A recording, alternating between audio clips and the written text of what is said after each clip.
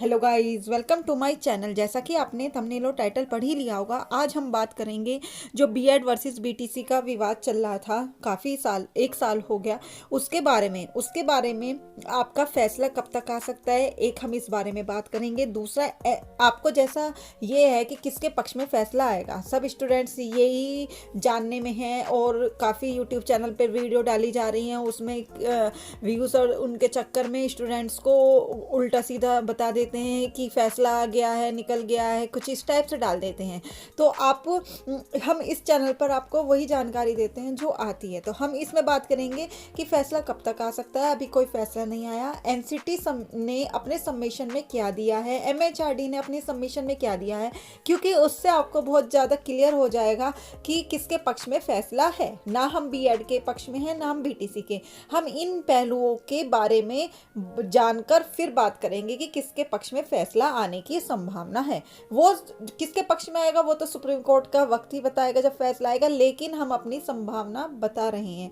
Next है, हम तीसरे पॉइंट पे इस पे बात करेंगे कि जो बीएड छात्र जो पहले से 69,000 भर्ती में तैनात हैं, उन पर क्या फैसला पड़ेगा अगर बीटीसी बीएड बाहर हो जाता है, अगर उनके पक्ष में फैसला नहीं आता।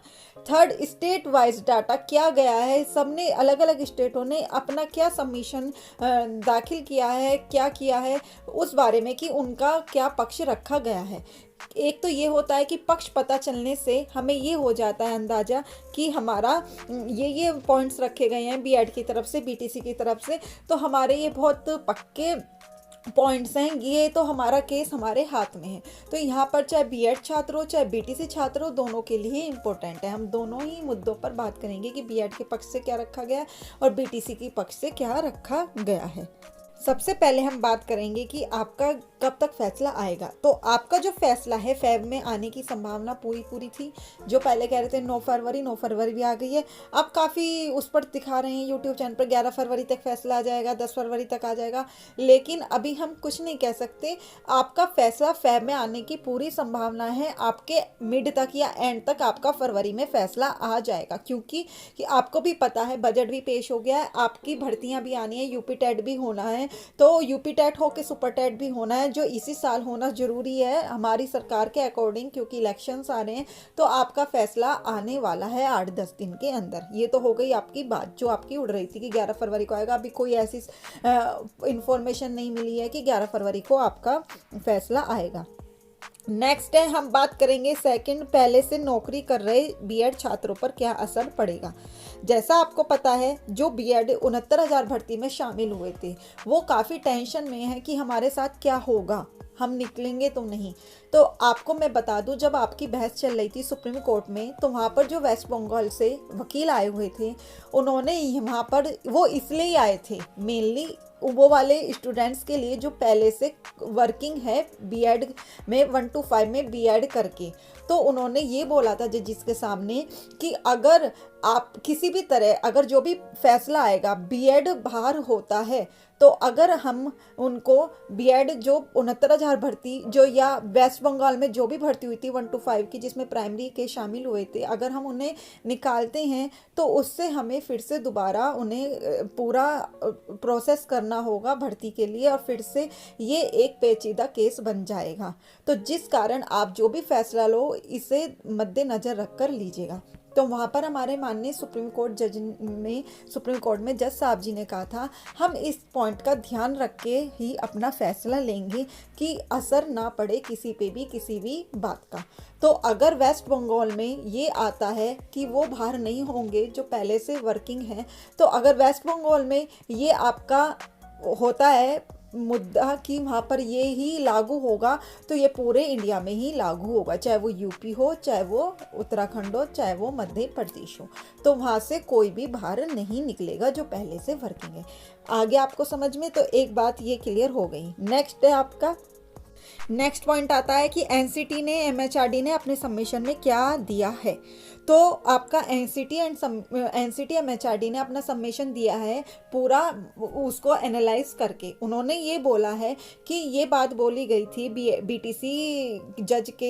बीटीसी के जो वकील हैं उनके अकॉर्डिंग कि अगर बीएड को 1 to 5 में हम शामिल करेंगे तो बीटीसी डीएलएड छात्रों के साथ बहुत बड़ा धोखा होगा, उनको मौका नहीं मिलेगा, वो बाहर हो जाएंगे कुछ स्टूडेंट्स जो वो बेरोजगार रहेंगे। तो वहाँ पर एनसीटी ने एमएचआरडी ने ये बोला है कि जो भी हमने ये रूल लगाए हैं 1 to 5 में प्राइमरी में बीएड को शामिल करना, कोई ये ऐसे ही एक दिन में नहीं बनता रूल। हमने सब सोच के, सारा डाटा देख के, सारे रूल रेगुलेशन देख के, क्योंकि पहले 2011 तक भी बीएड शामिल था लेकिन बाद में बीएड को निकाल दिया गया था। तो हम 2018 की गजट के अकॉर्डिंग इसलिए लाए थे, हमने सारा डाटा एनालाइज करा। उन्होंने ये बोला, अगर उन्होंने ये सारी कॉपी सबमिट की है कि अगर सारे, चाहे वो बिहार की भर्ती हो, चाहे मध्य प्रदेश की, चाहे यूपी की या और किसी स्टेट की, कि अगर कहीं भी प्राइमरी की भर्ती निकली है तो वहाँ पर बीएड को शामिल करने के बाद और बीटीसी को शामिल करने के बाद भी काफ़ी सीट्स खाली गई हैं। ऐसा नहीं है कि बीएड के शामिल होने पर बीटीसी वालों को कोई नुकसान हुआ है, सीट्स खाली तब भी गई हैं चाहे बीएड वाले शामिल थे चाहे नहीं थे। तो यहाँ पर कोई आप ये नहीं कह सकते, उन्होंने सारे स्टेट्स का डाटा भी दिया है जहाँ जहाँ पर जितनी सीट्स खाली गई हैं, कि आप ये नहीं कह सकते कि बीएड के चक्कर में बीटीसी वालों का नुकसान हो रहा है। तो यहाँ पर एक ये बहुत बड़ा पॉइंट हुआ है एनसीटी की और एमएचआरडी के द्वारा। अपना नेक्स्ट अपना एनसीटी ने एक और सबमिशन किया है, state wise data. State wise data क्या है, जहाँ पर एनसीटी ने ये पक्ष रखा है कि आपकी इतनी, अगर हम बीएड को शामिल नहीं करेंगे तो वहाँ पर काफ़ी सारे स्कूल्स में सीट्स खाली रहेंगी जिससे हमें शिक्षक नहीं मिलेंगे। क्योंकि उन्होंने ये और सारे स्टेट वाइज डाटा भी फिल किए हैं कि जहाँ पर इतने डीएलएड और बीटीसी छात्र नहीं हैं जितने वहाँ पर प्राइमरी में शिक्षकों की ज़रूरत है, वहाँ पर नंबर ऑफ टीचर्स की बहुत कमी है डीएलएड और बीटीसी के अगर हम छात्रों को देखें। तो उन्होंने वहाँ पर लगाया है अपना स्टेट वाइज डाटा भी वहाँ पर लगाया है। तो कौन कौन से स्टेट का लगाया है वहाँ पर, कुछ का मुझे पता है, एमपी का लगाया है, झारखंड का लगाया है, यूपी का लगाया है, बंगाल का लगाया है, बिहार का लगाया है, कि वहाँ पर बीटीसी डीएलएड के इतने छात्र नहीं हैं जितनी नंबर ऑफ वैकेंसीज में सीटें वहाँ पर टीचर की प्राइमरी में खाली हैं। तो जिस कारण हमें बीएड को भी शामिल करने में क्या दिक्कत है, अगर वहाँ पर हमें अच्छे शिक्षक मिलेंगे, मतलब अच्छे से ये नहीं कि बीटीसी वाले अच्छे नहीं है, कि क्वालिफाइड शिक्षक, थोड़ी उच्च शिक्षा ही होती है उनकी, और वहाँ पर नंबर ऑफ सीट्स खाली जाने से अच्छा है हम बीएड वालों को शामिल कर लें। बीएड वाले जूनियर में उनकी इतनी वैकेंसी नहीं आती तो उन्हें प्राइमरी में भी हम शामिल कर लें।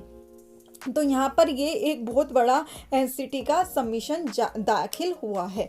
तो ये एनसीटी एमएचआरडी की तरफ से काफ़ी मजबूत पॉइंट वहाँ पर रखे गए हैं रिटर्न सबमिशन में, और जिस कारण आपको पता है आपका फैसला आने में देरी हो रही है, क्योंकि सुप्रीम कोर्ट अपना पूरा फैसला बना रहा होगा सारे पहलुओं को देखकर। तो जो भी फैसला आएगा इस चैनल के माध्यम से आपको बिल्कुल सटीक और सच फैसला ही मिलेगा। तो इसलिए आप चैनल को सब्सक्राइब करके बेल आइकन प्रेस कर लीजिए और अपने दोस्तों के साथ शेयर कीजिए, जो उन्हें भी पता चले। जो स्टूडेंट्स ये सोच रहे हैं कि क्या होगा, हम तैयारी करें या नहीं उसकी सुपर टेट की बीएड छा, तो आप अपनी तैयारी करना शुरू कर दीजिए। एक साथ वैकेंसी आएगी, यूपी टेट होगा, तुरंत ही आपका सुपर टेट हो जाएगा जून तक। तो आप ये मत सोचिए कि आप निकल जाएंगे, आप बहुत कम चांस है यूपी टेट सुपर टेट में से बीएड का निकलने का। इसलिए आप बेझिझक होकर तैयारी कीजिए। जो भी आपकी अपडेट होगी हम इस चैनल के माध्यम से बताते रहेंगे, और यूपी टेट और सुपर टेट की इस चैनल पर फ्री ऑफ कॉस्ट बिल्कुल तैयारी कराई जाएगी। इसलिए चैनल को सब्सक्राइब करके बेल आइकन प्रेस कर लीजिए, जो आपको समय से नोटिफिकेशन मिलता रहे। और सुपर टेट के सारे नोट्स भी आपको टेलीग्राम पर फ्री ऑफ कॉस्ट प्रोवाइड होंगे। तो आज के लिए इतना ही, थैंक यू।